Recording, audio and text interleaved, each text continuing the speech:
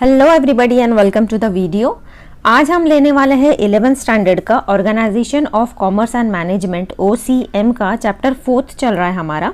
इसके अंदर काफ़ी सारा पॉइंट जो है हमने कवर कर लिया है, टॉपिक्स भी।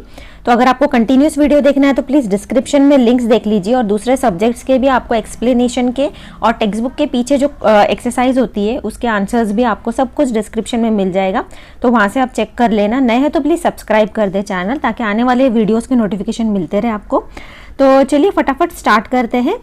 आज हम लेंगे कोऑपरेटिव सोसाइटी। ओके, तो वीडियो पूरा देखिए ताकि कोई भी इंपॉर्टेंट चीज़ आपसे मिस ना हो। ओके, और नहीं देख पा रहे तो नीचे आपको सेव बटन दिख रहा होगा, उसमें बस आप सेव कर लो ताकि आप वॉच लेटर कर सकते हो। बाद में भी अगर आपको चाहे तो आप बाद में व्यू कर सकते हो जब आपको टाइम मिले। तो चलिए स्टार्ट करते हैं कोऑपरेटिव सोसाइटी। अब इसके अंदर देखिए, कोऑपरेटिव सोसाइटी के अंदर ना इन्होंने एक एग्जाम्पल दिया है अमूल का।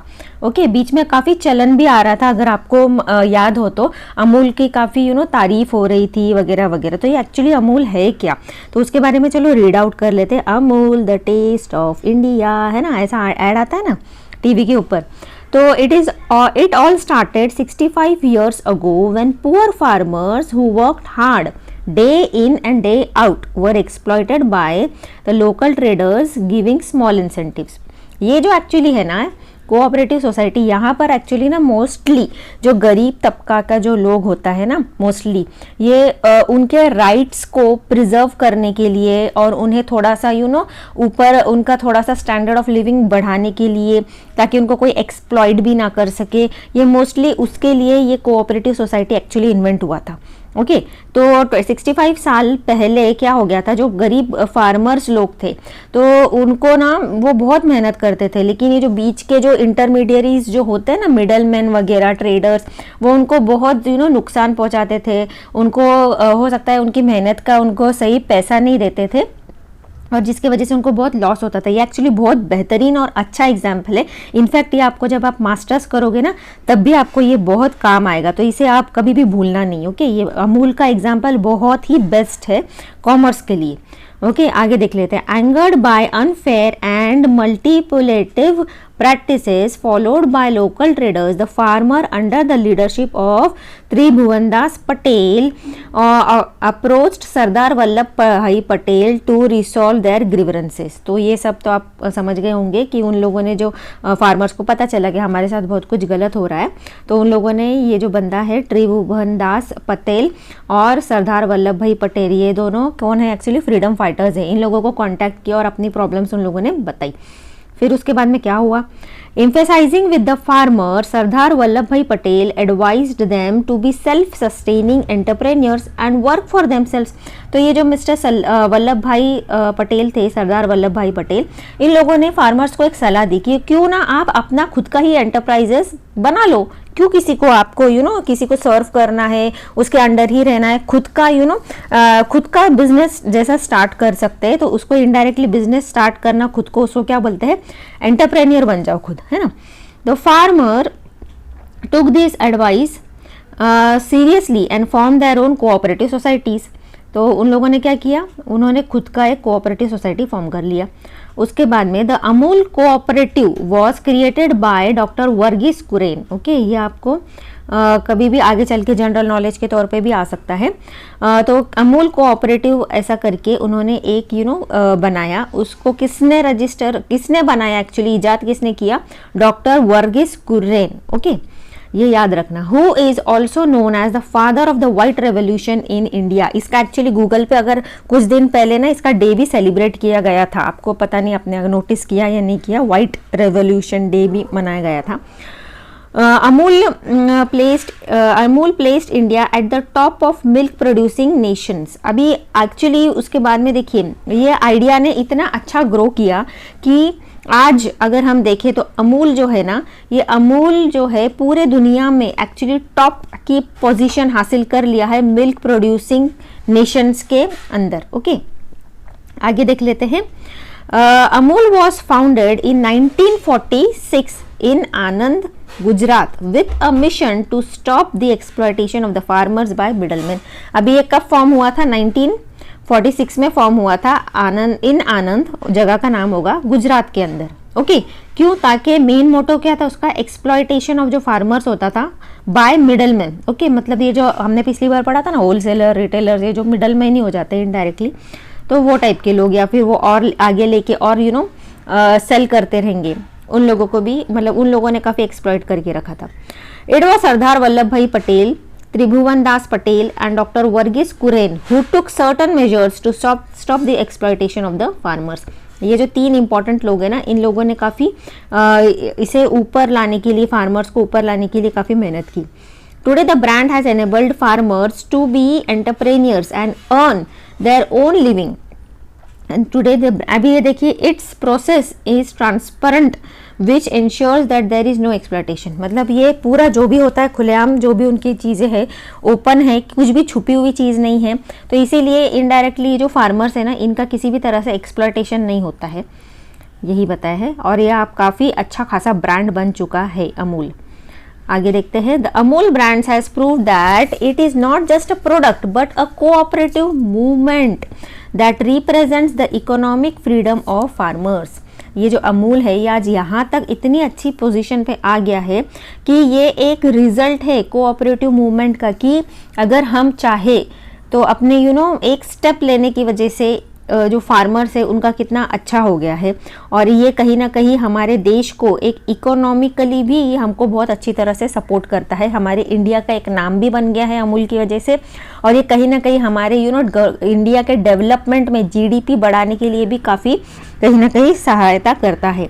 The brand has given farmers the courage to dream, to hope and live. Okay आगे देख लेते हैं।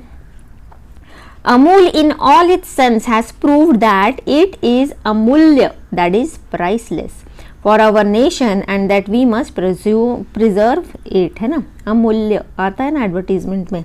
In 99 Amul was awarded best of all Rajiv Gandhi Nation Quality Award for maintaining the utmost level of quality in its plants मतलब ये कोई पेड़ वगैरह नहीं है, प्लांट्स मतलब ये जो उन्होंने फैक्ट्री वगैरह डाला रहेगा ना, अलग अलग उनकी ब्रांचेस खुली होगी, तो उसे बोलते हैं प्लांट, फैक्ट्रीज वगैरह बोलेंगे हम उसको। तो इस अमूल को 99 में all of best Rajiv Gandhi nation quality award, मतलब इन्होंने अपना क्वालिटी बहुत अच्छा मेंटेन किया है, तो उसके वजह से उनको अवार्ड मिला है बेस्ट क्वालिटी के हिसाब में। Amul has been awarded by the Guinness book of world record for the longest running advertisement campaign. Okay मतलब लंबा सा उनका एडवर्टीजमेंट भी हो सकता है और काफ़ी ज़माने से एडवर्टीजमेंट हो रहा है, वो भी एक बात हो जाती है। लंबा मतलब उसमें 2 चीज़ें हो जाती है। ओके तो आई होप आपको इतना समझ गया होगा। ये अमूल एक्चुअली बहुत ही बेहतरीन एग्जाम्पल है कॉमर्स के बच्चों के लिए। ओके आगे देख लेते हैं। इंट्रोडक्शन में कोऑपरेटिव ऑर्गेनाइजेशन के इंट्रोडक्शन इन्होंने क्या दिया है। India is an agricultural country, ये तो पता है, हम तो अभी तक डेवलपिंग ही कंट्री है, इसीलिए हमको एग्रीकल्चरल कंट्री भी कहेंगे, ये हमने एकदम शुरुआत में पढ़ा था, है ना।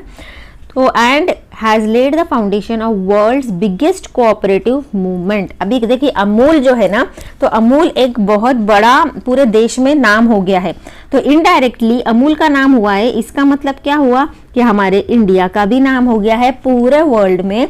क्या वर्ल्ड्स बिगेस्ट कोऑपरेटिव मूवमेंट भी हो गया ना वो, है ना कहीं, क्योंकि वो अमूल है। अमूल क्या है? कोऑपरेटिव ऑर्गेनाइजेशन है। किधर है? इंडिया में, मतलब इनडायरेक्टली हमारे इंडिया का और अमूल का नाम हो गया पूरे वर्ल्ड में। और क्यों हुआ? क्योंकि it was a movement of cooperative, है ना। आगे देख लेते हैं। The cooperative movement was started by the weaker section of society for protecting its members and their rights. Okay अभी ये जो क्यों जरूरत आन पड़ी इस कोऑपरेटिव मूवमेंट की, ऐसा क्या हो गया था? तो वही तो अभी हमने ऊपर अमूल में देखा है ना, अमूल के उसमें एग्जाम्पल में देखा कि जो वीकर तबके के लोग थे, जो वीकर सेक्शन था, इन लोगों को काफ़ी दिक्कत और परेशानी का सामना करना पड़ रहा था। इसीलिए एक मूवमेंट लाया गया। After independence cooperative became an integral part of 5-year plan. Okay the society for protecting its members right, जो उसके जो मेंबर्स बन जाते हैं ना cooperative movement, suppose cooperative society या कोऑपरेटिव ऑर्गेनाइजेशन बन गया एक। ओके अब कोऑपरेटिव ऑर्गेनाइजेशन बनने के बाद में उसके जो मेंबर्स होते हैं ना, मेंबर्स और उनके राइट्स को बचाने के लिए ये ऑर्गेनाइजेशन फॉर्म की जाती है ताकि कोई भी उन्हें एक्सप्लॉइट ना कर सके।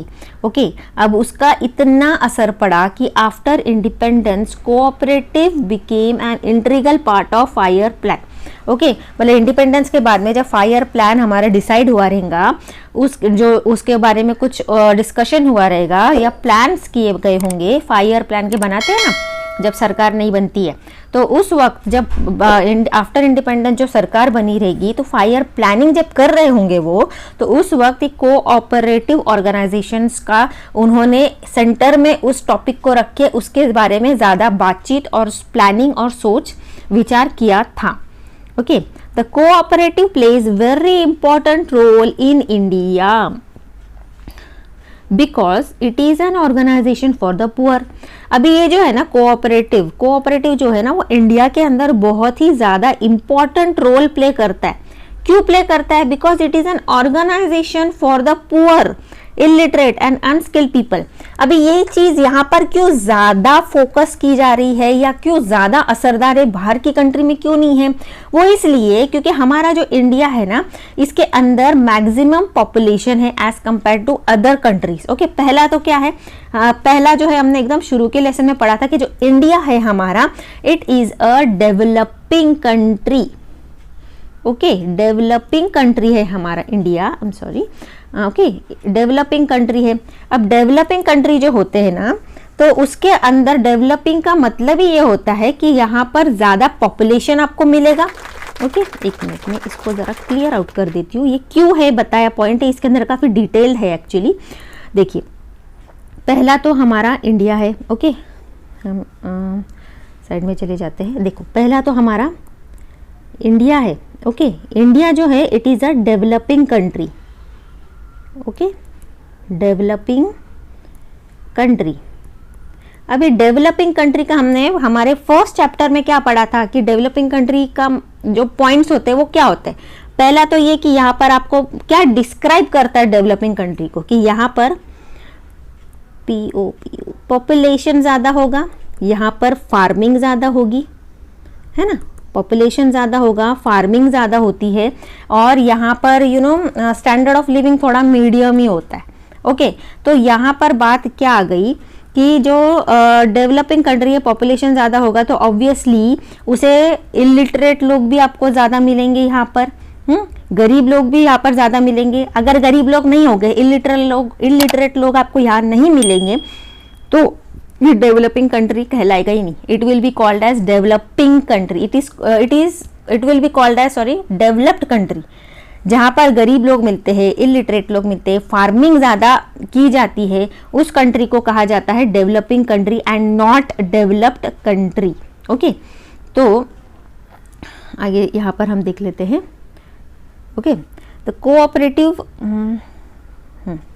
देखिए अभी यहाँ पर the cooperative plays very important role in India because it is an organization for poor, illiterate and unskilled people. इसीलिए इंडिया को यहाँ पर ऑर्गेनाइजेशन कहा गया है for poor, illiterate and unskilled people. Okay, क्योंकि पहले तो हम है डेवलपिंग कंट्री, उसके बाद डेवलपिंग के अंदर हमारी यहाँ पॉपुलेशन बहुत रहेगा। पॉपुलेशन बहुत है, इसका मतलब क्या, डेवलपिंग है, इसका मतलब क्या कि यहाँ पर पुअर भी मिलेंगे, इलिटरेट भी मिलेंगे, अनस्किल्ड लोग भी आपको यहाँ पर मिलने ही वाले हैं। ओके, तो India has a huge growth in cooperative society. इसीलिए अब यहाँ पर इलिटरेट और गरीब लोग हैं तो इनको एक्सप्लॉइट करने के लिए, परेशान करने के लिए, इनकी मेहनत का फायदा उठाने वाले लोग भी आपको बहुत सारे मिलेंगे, है ना। तो बहुत सारे मिलेंगे, इसका मतलब ये हो गया कि यहाँ पर जो है कोऑपरेटिव सोसाइटी फॉर्म करना जरूरी हो जाता है ताकि उन गरीब लोगों के, गरीब तबके के लोगों का एक्सप्लॉइटेशन ना हो, उनके राइट्स जो है वो उनके राइट्स को प्रिजर्व किया जा सकते हैं, उनका राइट्स का जो हक है उनका, वो कोई उसका मिसयूज ना करे।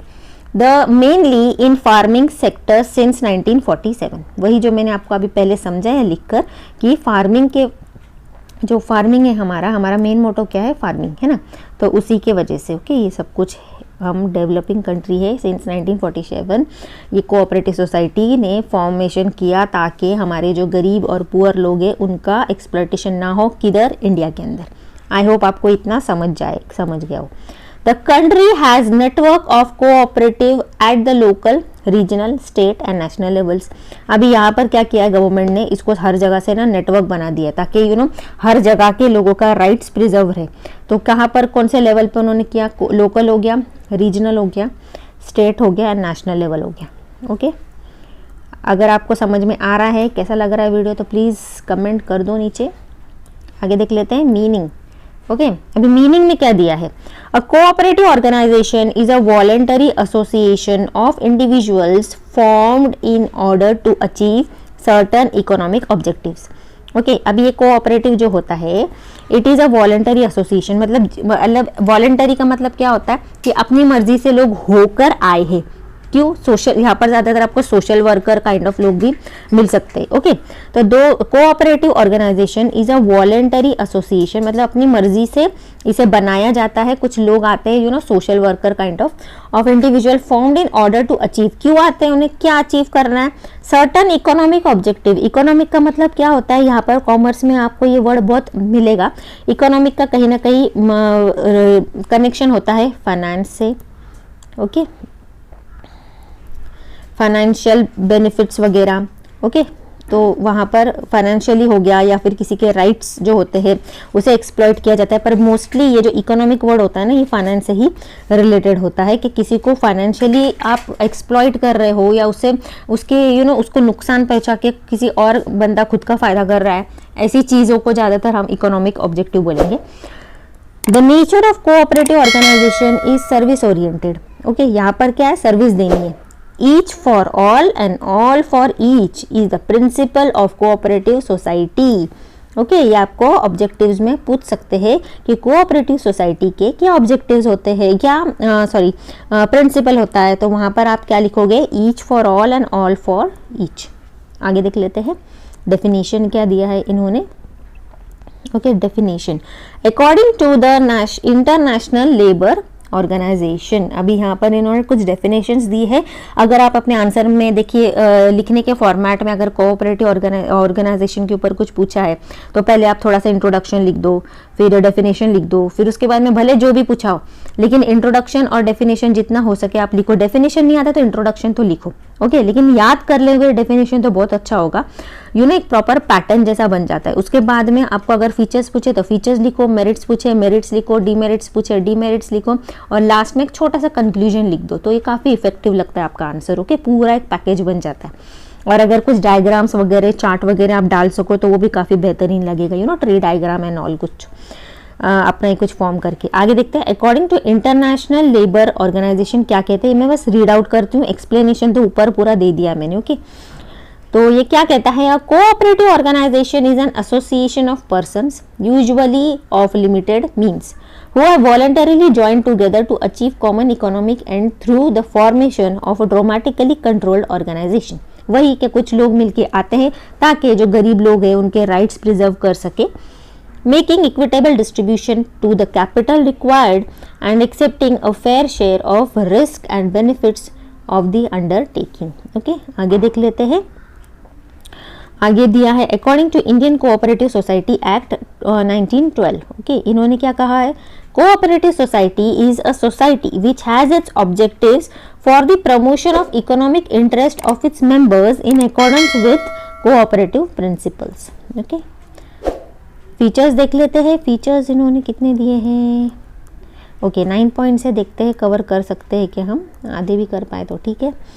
देखिए, कोशिश करिए ये जो वीडियो का जो लिंक है आप शेयर कर सको अपने दोस्तों के साथ में भी।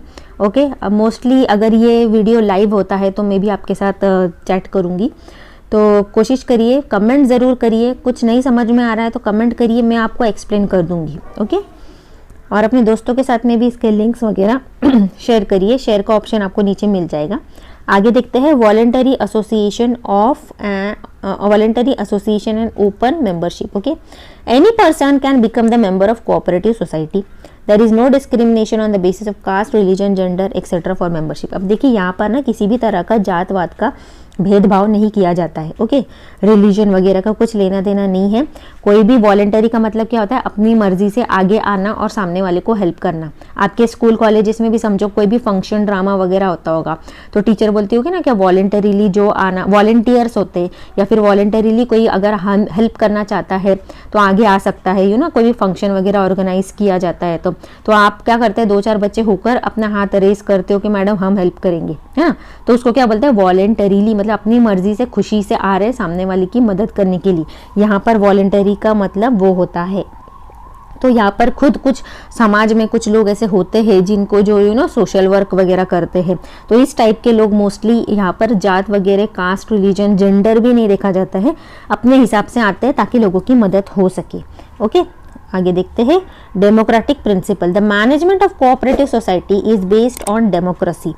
All the decisions are taken on majority basis, 1 member 1 vote is the rule for voting. अभी देखिए, the management of cooperative society is based on democracy. Democracy का मतलब क्या, पहले तो हमारा कंट्री भी डेमोक्रेटिक कंट्री है ना। ये डेमोक्रेटिक वर्ड आपने काफी टाइम से, बचपन से सुना होगा। डेमोक्रेटिक मतलब क्या, सबके अपने अपने राइट से, कोई किसी को एक दूसरे को एक्सप्लॉइट नहीं कर सकता, परेशान नहीं कर सकता। गवर्नमेंट भी जो है वो अपने हद तक काम करेगी, किसी के पर्सनल लाइफ में जाके या अपने जबरदस्ती रूल्स एंड रेगुलेशंस बहुत जबरदस्ती थोप के किसी की पर्सनल लाइफ खराब नहीं कर सकते या किसी को फ्रीडम छीन नहीं सकते, उसे बोलेंगे डेमोक्रेटिक। ओके, तो all the decision are taken on majority, मतलब डेमोक्रेटिक है मतलब मेजॉरिटी, कोई भी अपना जोर नहीं दिखा सकता कि मैंने बोल दिया तो यही होगा, हाँ, हिटलर काइंड ऑफ, ऐसा नहीं हो सकता। तो इसीलिए क्या किया जाता है, सपोज कोई डिसीजन लेना है, ऐसे केस में क्या करेंगे, तो वोटिंग होती रहेगी। तो हर एक मेंबर को एक वोटिंग का राइट दिया जाता है, जैसे वोटिंग के हिसाब से डिसीजन लिया जाता है। अल्टीमेटली जिसको ज्यादा वोट हो गए वो डिसीजन मान लिया जाता होगा।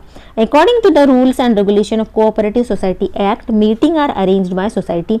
अभी देखिए, उसको भी कहीं ना कहीं रजिस्टर करते ही होंगे कोऑपरेटिव सोसाइटी को, तो इसीलिए वहां पर हर बार ना, हर जब सोसाइटी या कंपनी कुछ फॉर्म होती है तो कुछ मीटिंग्स रखना जरूरी होते हैं, ताकि गवर्नमेंट को भी एक ब्यौरा मिल सके कि ये सब कुछ और हो रहा है कंपनी में या ऑर्गेनाइजेशन में।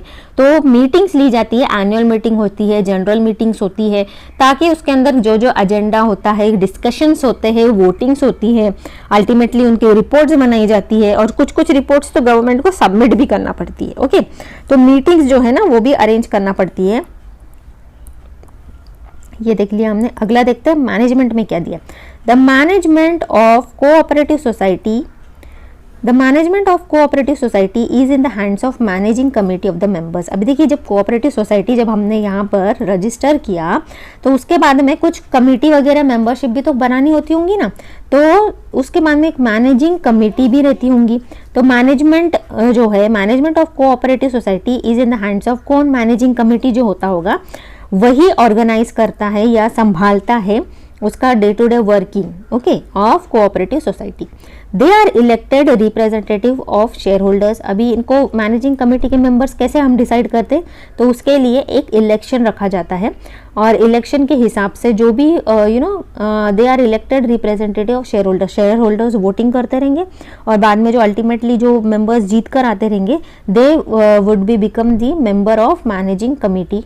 ओके, आगे देखते हैं। All the important business decisions are taken by managing committee. अभी मैनेजिंग कमेटी का रोल क्या है, ये बन तो गए, कमेटी तो बना ली, ओके, कोऑपरेटिव सोसाइटी को रजिस्टर भी कर दिया, लेकिन अभी मैनेजिंग कमेटी का रोल क्या है। अभी ये लोग क्या करते होंगे, जो भी इंपॉर्टेंट बिजनेस डिसीजन है, मतलब कमेटी से रिलेटेड जो भी इंपॉर्टेंट डिसीजंस रहते होंगे वो कौन लेता रहेगा, managing committee. The committee's members look after day to day administration of the society. अभी रोजमर्रा का जो काम वगैरह है उसे भी देखने का काम किसका है, ड्यूटी किसका है, ये कमेटी का। ओके, आगे देख लेते हैं। Registration of cooperative society is compulsory. वही देखिए, रजिस्ट्रेशन है मतलब उसको एक लीगल आइडेंटिटी मिल जाती है ना। जब भी ये वर्ड रजिस्ट्रेशन आता है ना, इसका मतलब बहुत कुछ लीगल हो जाता है, गवर्नमेंट की नज़र में आप आ गए। ओके तो अगर जब गवर्नमेंट की नज़र में आ गए, आपने एक सोसाइटी फॉर्म कर ली, तो बाद में जो भी गाइडलाइंस है वो सब आपको फॉलो करना काफ़ी ज़रूरी होते हैं। और वो गाइडलाइंस किसी न किसी रूल के बुक के अंदर लिखे होते हैं जो कि आपको फॉलो करना है। नहीं करोगे तो हो सकता है कि वो डिसॉल्व भी हो जाए आपका सोसाइटी। आपको प्रॉपर साल में जितने भी मीटिंग्स रखने के लिए बोला है, आपको उतने मीटिंग्स रखना पड़ेंगे, डिसीजंस कुछ लेने हैं वो रखना पड़ेगी। अगर कुछ टैक्स वगैरह आपके ऊपर एप्लीकेबल है, आपको वो भरना होगा, वरना फिर आपको फाइन वगैरह भी बैठ सकता है। Okay, registration of cooperative society is compulsory. Every cooperative society must follow rules and regulations. अब देखो, मैंने बोला था ना कि हर जगह कुछ ना कुछ रूल्स एंड रेगुलेशंस दिए जाते हैं जब भी कोई चीज कनेक्टेड हो रजिस्ट्रेशन से। ओके, तो हर, जैसे पार्टनरशिप का हमने क्या देखा था कि पार्टनरशिप एक्ट अंडर 1932, यहाँ ये सब उसके हिसाब से पार्टनरशिप को फॉलो करना होगा। सोल ट्रेडर को क्या बोला है? कुछ भी नहीं बोला है, लेकिन उसने शॉप एक्ट लाइसेंस भी नहीं दिया है आपकी बुक में, लेकिन एक्चुअली नॉर्मली अगर आप सोल ट्रेडर हो तो शॉप एक्ट लाइसेंस आपके पास रहा तो अच्छा रहेगा, है ना। तो उसी तरह से जैसे कंपनीज है, तो कंपनीज अगर रजिस्टर करना है तो कंपनी एक्ट अभी पहले अलग था, अभी उन्होंने 2008 कर दिया है। ओके, तो उस हिसाब से गाइडलाइंस दी जाती है और वैसे आपको सब कुछ ऑर्गेनाइज और फॉलो करना होता है। तो कोऑपरेटिव सोसाइटी का इन्होंने क्या दिया, कोऑपरेटिव सोसाइटी एक्ट 1912। ओके, इसके हिसाब से इंडियन कोऑपरेटिव सोसाइटी एक्ट 1912 के हिसाब से कुछ रूल्स एंड रेगुलेशंस दिए होंगे, गाइडलाइंस दिए होंगे, वो फॉलो करना पड़ेगा कोऑपरेटिव सोसाइटी को। Okay, and state cooperative society act and Indian Cooperative society Act 1912, ये दो के अंडर कुछ गाइडलाइंस दिए हैं, वो आपको फॉलो करने होंगे। अभी क्या दिए हैं उन्होंने, देख लेते हैं। तो पहला तो minimum 10 members are required for registration of cooperative society के कम से कम 10 मेंबर चाहिए ही चाहिए अगर आपको कोऑपरेटिव सोसाइटी रजिस्टर करना है तो। There are number of legal documents required for registration, बहुत सारी लीगल डॉक्यूमेंट्स, पेपर वर्क लगता रहेगा, तो उसके बाद ही रजिस्टर होता है। ओके, वो डिटेल में नहीं दिया उन्होंने, लेकिन है। आगे देखते हैं सेपरेट लीगल स्टेटस। अभी देखिए, रजिस्ट्रेशन जब होता है ना, तो इसका मतलब कहीं ना कहीं इनडायरेक्टली आपका बिजनेस हो गया या आपने कुछ सोसाइटी फॉर्म की, तो उसको ना एक लीगल स्टेटस मिल जाता है। ओके, मतलब आपसे लीगल स्टेटस का मतलब क्या होता है कि आपकी पर्सनालिटी से वो स्टेटस अलग हो जाता है, मतलब उसको एक स्पेशल अलग आइडेंटिटी मिल जाती है। ओके, और अगर जैसे कि सोल ट्रेडर है, सोल ट्रेडर जो है उसने उसका बिजनेस स्टार्ट किया लेकिन वो रजिस्टर नहीं कर रहा है, मतलब उसका बिजनेस और वो, है ना, वो एक ही हो गया। ओके, लेकिन यहाँ पर जब कोई चीज़ रजिस्टर की जाती है ना, तो रजिस्ट्रेशन जब होता है तो आप अलग हो जाते हैं और आपका बिजनेस अलग हो जाता है। ओके, ये दोनों अलग हो जाते हैं। लेकिन अगर रजिस्टर नहीं किया है तो आपको और आपके बिजनेस को एक ही माना जाएगा। लॉस हुआ है तो उस बिजनेस में लॉस हुआ है तो भी हम क्या बोलेंगे, उस बंदे को लॉस हुआ है। लेकिन अगर बिजनेस रजिस्टर है तो हम क्या बोलेंगे कि इस बिजनेस को लॉस हुआ है, ना कि इस बंदे को लॉस हुआ है। ओके, आई होप आपको इतना समझ गया होगा। आगे देखते हैं। After registration every cooperative society is considered as a separate legal entity before the law. Okay, मतलब लॉ के नज़र में उसकी एक अलग आइडेंटिटी बन गई है, उसको एक सेपरेट, जैसे आप हो ना, आपकी पूरी पहचान है, उसी तरह से आपकी जो कोऑपरेटिव सोसाइटी है उसको भी एक पहचान मिली है लॉ के हिसाब से। Therefore it can enter into the contract purchase। अभी पहचान मिल गई, मतलब देखो क्या होता है, पहचान मिलने का मतलब यह होता है कि जैसे कि आप किसी पार्टनरशिप में अगर जाते हो तो आप जा रहे हो, मिस्टर राज है आपका नाम, तो मिस्टर राज ने कॉन्ट्रैक्ट किया। ओके, पार्टनरशिप में हमने वो देखा। लेकिन जब कोऑपरेटिव सोसाइटी रजिस्टर हो जाती है, जैसे उसे भी एक इंसान की तरह पहचान मिल जाती है, तो वो सोसाइटी भी किसी भी कॉन्ट्रैक्ट में जा सकती है, परचेस कर सकती है कोई प्रॉपर्टी, या अपना एक खुद का बैंक अकाउंट भी खोल सकती है। ओके, वही कहा इन्होंने, देखो, therefore it can enter into the contract, okay, purchase property, open a bank account in its name. देखो, जब तक अगर आपकी अपनी खुद की पहचान नहीं होगी, आप सादा बैंक अकाउंट भी नहीं खोल सकते। ओके, तो इसीलिए इस पूरी कंपनी को या फिर जो कोऑपरेटिव सोसाइटी है, इसको पूरी पहचान मिली है, तभी तो जाके वो बैंक में अकाउंट खोल सकता है। आगे, the share holders and the managing committee क्या है? Share holders and the managing committee members are not responsible for the transactions of cooperative society but they are answerable to the court on behalf of the society। वही जब उसे एक अलग सी पहचान दे दी जाती है तो जो भी ट्रांजैक्शंस होते हैं, जो भी बिजनेस होता है, वो कौन करता है वहाँ पर? वो जो करता है कोऑपरेटिव सोसाइटी। मतलब अगर कल को कुछ गलत भी काम करते हैं, हालांकि करते तो मेंबर्स ही है, लेकिन पहचान किसकी है, किसका नाम आगे होता है? कोऑपरेटिव सोसाइटी का। तो कल को अगर कुछ गलत ट्रांजैक्शंस भी होते हैं ना, तो गलत ट्रांजैक्शंस भी अगर होते हैं तो उसके अंदर कोऑपरेटिव सोसाइटी को गलत माना जाएगा, ना कि उसके मेंबर्स रिस्पॉन्सिबल होंगे। हालांकि अगर कोर्ट के अंदर कोई केस भी चलता है तो उसके अंदर केस जो चलेगा वो कोऑपरेटिव सोसाइटी के ऊपर चलेगा। हाँ, मेंबर्स को अटेंड करना पड़ेगा वो कोर्ट के अंदर को, जो जिसने भी कुछ गलत एक्टिविटी की होगी उस बंदे को सजा मिल जाएगी। Okay, but they are answerable to the court on behalf of society. Society के बिहाफ में अगर मेंबर्स ने किसी ने कुछ गलत किया है तो वो आंसर करना पड़ेगा उनको कोर्ट में। ओके, कहीं ना कहीं तो कोऑपरेटिव सोसाइटी मतलब वो तो एक सोसाइटी है, जीता जागता इंसान तो है नहीं, लेकिन उसको एक लीगल आइडेंटिटी मिल गई है। उसके आड़ में अगर किसी ने कुछ गलत किया तो उसे सजा मिलेगी, लेकिन पूरे जो मेंबर्स रहते हैं ना उनको कोई उनको कोई ऐसा उनका गला नहीं पकड़ेगा कोई जाके। ओके, इतना है। आगे देख लेते हैं लिमिटेड लाइबिलिटी क्या है। The shareholders of cooperative society have unlimited liability. It is limited up to the unpaid value of the share purchased by them. Therefore, the private property is not used for payment of society's liability. मतलब इसका मतलब यही हो गया कि liability जो है वहाँ का लिमिटेड है, कि कल को अगर कोऑपरेटिव सोसाइटी बंद करने का भी मौका आता है या फिर उसकी लाइबिलिटी जो है पे बैक करना है, तो कोई भी उनके जो मेंबर्स हैं, मेंबर्स की पर्सनल प्रॉपर्टी को कोई हाथ नहीं लगाएगा। कोऑपरेटिव सोसाइटी का जितना भी एसेट्स है उसको यूज़ करो क्रेडिटर्स को पे करने के लिए। बैंक बैलेंस होगा कोऑपरेटिव सोसाइटी के नाम पे, उसको यूज़ करो। अगर नहीं कर पाए तो लगे तो बैड डेब्ट्स हो गया तो चलेगा, लेकिन किसी भी मेंबर की आप पर्सनल प्रॉपर्टी को हाथ नहीं लगा सकते। यहाँ पर हमने इतना सीखा। ओके, तो यहाँ तक हमने ले लिया है। अब अगले वीडियो में मैं यहाँ 7th पॉइंट से स्टार्ट करूँगी। ओके, तो आप कोशिश करिए आप अटेंड कर सके जितने भी वीडियो है, ताकि कोई भी इंपॉर्टेंट चीज़ आपसे मिस ना हो। सभी पूरा ये बेस है आपका 11th एंड 12th स्टैंडर्ड, तो यहाँ पर क्लियर हो जाएगा ना, तो आपका आगे चल के आप कोई भी कोर्स में जाओ कॉमर्स से रिलेटेड तो आपको काफ़ी ईजी होगा। ओके, मैं कोशिश करती हूँ जल्दी से जल्दी OCM कंप्लीट हो जाए, फिर मैं फटाफट बुक कीपिंग एंड मैनेजमेंट भी कवर अप कर लूँगी। आधा तो हमारा हो गया है अकाउंटेंसी। ओके, तो कैसा लगा वीडियो ज़रूर लिखिए और अपने दोस्तों के साथ में ज़रूर शेयर करिए इस वीडियो को। कोशिश करें पूरा वीडियो देखें। ओके, तो तब तक के लिए bye bye, have a good day.